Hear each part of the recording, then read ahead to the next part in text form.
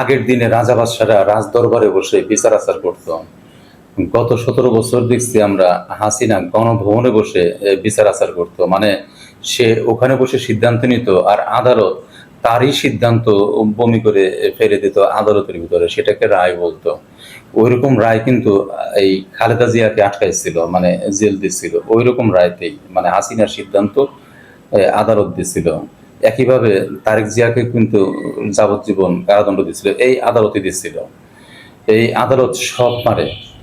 যদি এরকম ভাবে আদালত কাজ করে, এই দরিদ্র জনগণের হাজার হাজার কোটি টাকা খরচ করে এরকম আদালত রাখার দরকারটা কি? দরকার নাই তো।